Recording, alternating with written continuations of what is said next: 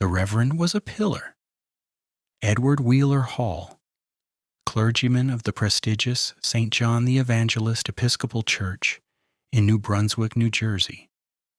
He was married to Frances Noel Stevens Hall, a woman of old money and quiet dignity from one of the city's most prominent families. Their union was a testament to social standing and propriety. But within the hallowed walls of the church, a different hymn was sung. Eleanor Reinhardt Mills, a vibrant member of the choir, possessed a charm that the stoic Francis lacked. She was the wife of the church's sexton, a simple man. A passionate clandestine affair ignited between the Reverend and the choir singer, a flame fed by stolen moments and secret letters. Their world was a powder keg of suppressed desire and small-town gossip. The entire congregation seemed to sense the electricity between them. Whispers followed them, but the authority of the Reverend and the social shield of his wife kept the rumors from exploding into outright accusation.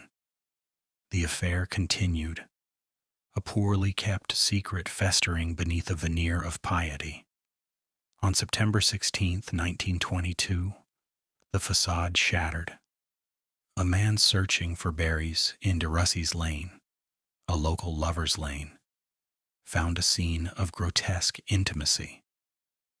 Beneath a gnarled crabapple tree lay the bodies of Edward Hall and Eleanor Mills. The Reverend had been shot once. Eleanor's throat was slashed so deeply she was nearly decapitated. The crime scene was a deliberate, brutal tableau. The bodies were arranged side by side as if in a macabre parody of a marriage bed. Reverend Hall's hat was neatly placed over his face. Eleanor's hand rested near his.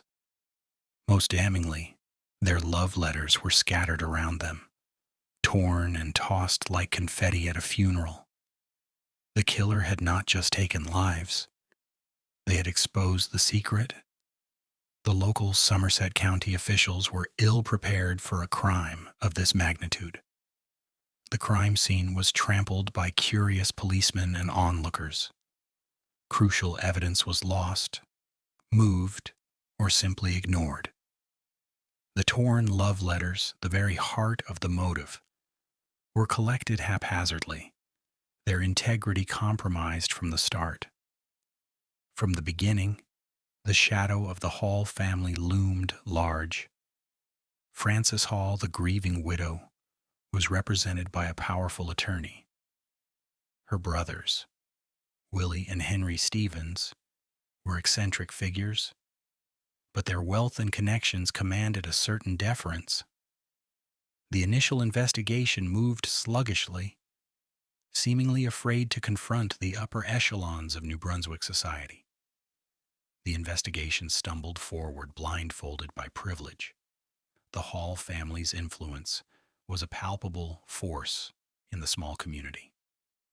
Frances Hall presented an image of stoic, wounded piety, a wronged wife who had lost her husband to a sordid affair. This narrative was a powerful shield against suspicion. The Stevens brothers, Henry and Willie, were oddities. Willie, with his childlike demeanor, and Henry, a brooding, sharp-tongued intellectual, were subjects of local gossip. Yet their wealth insulated them. The police were hesitant to press too hard, to ask the uncomfortable questions their social standing seemed to forbid. For 4 years, the case grew cold. The public's initial outrage was slowly buried under the weight of legal inertia and social pressure.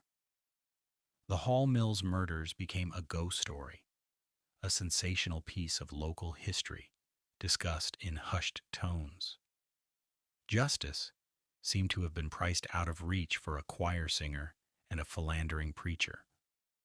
Then, in 1926, a new wave of journalism crashed upon the shores of the case. Tabloids like the New York Daily Mirror and the New York Evening Journal, locked in a fierce circulation war, rediscovered the story. They saw not a cold case, but a golden ticket, a tale of sex, religion, and murder among the elite. The press hounded witnesses, published salacious excerpts from the love letters, and whipped public sentiment into a frenzy. Under this intense pressure, a grand jury was convened. The wall of wealth and silence that had protected the halls for 4 years began to crack under the glare of the modern media spotlight. In November of 1926, the trial of the century began in Somerville, New Jersey. The defendants, Frances Hall and her brothers Henry and Henry Stevens. They were charged with the murders of Edward Hall and Eleanor Mills. The courthouse was transformed into a circus tent, with reporters from across the globe jostling for seats. The prosecution's case was circumstantial but dramatic. They painted a picture of a humiliated wife and her vengeful brothers enacting a bloody punishment for the affair. They presented witnesses who placed the defendants near the scene. They read the florid, damning love letters aloud in court, titillating the jury and the public. Then came the star witness. Jane Gibson, a poor, eccentric farmer known derisively as the Pig Woman, took the stand. Her testimony was a bombshell. She claimed that on the night of the murder, she heard screams while riding her mule through DeRussey's Lane. Gibson swore she saw 4 figures under the crab-apple tree.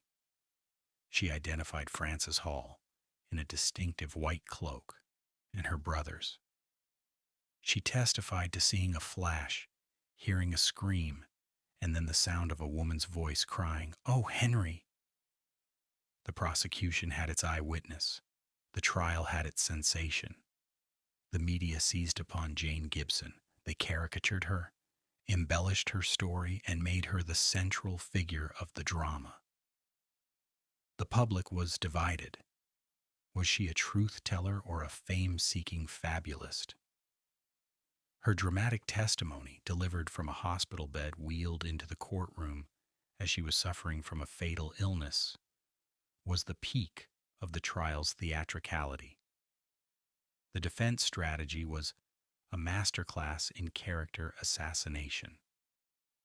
They portrayed Frances Hall not as a vengeful killer, but as a long-suffering, dignified woman betrayed by her husband.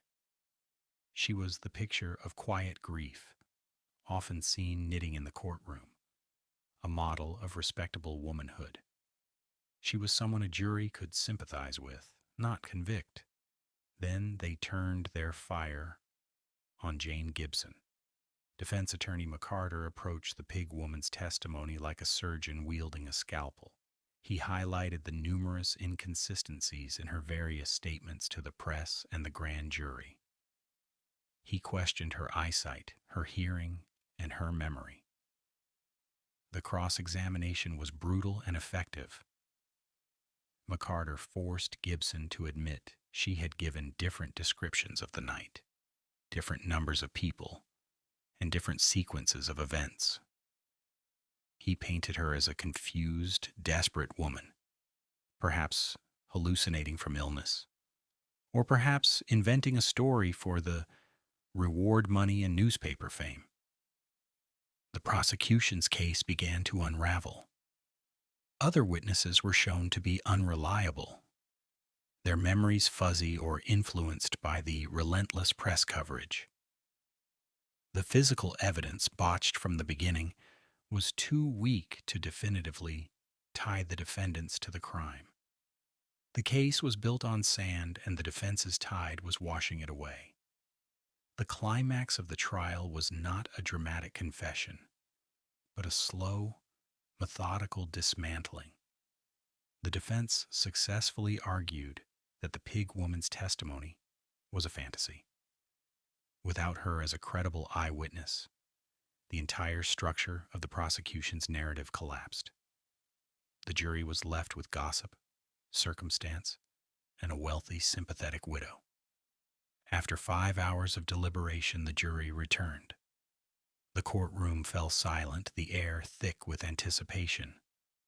The foreman delivered the verdict for each defendant one by one. Not guilty. Francis Hall, Willie Stevens, and Henry Stevens were free. The legal system had spoken. The main suspects had been tried and absolved. The public reaction was mixed. Some celebrated the acquittal as a victory for a wronged woman against a salacious media witch hunt. Others were outraged, convinced that wealth and influence had once again perverted the course of justice. The verdict was the final defining act of the social drama that had captivated the nation. For the prosecution, it was a devastating and conclusive defeat. With the acquittal, the possibility of ever bringing another suspect to trial evaporated. The case was legally closed. The state had presented its best evidence against its prime suspects and had failed to convince a jury. There was no legal path forward. Frances Hall and her brothers retreated into the privacy their money could still buy. They never spoke publicly of the case again. The murders of Edward Hall and Eleanor Mills were officially relegated to the annals of unsolved crimes. The acquittal provided a final legal resolution, closing the book on the pursuit of justice and leaving the truth forever buried under the crab apple tree.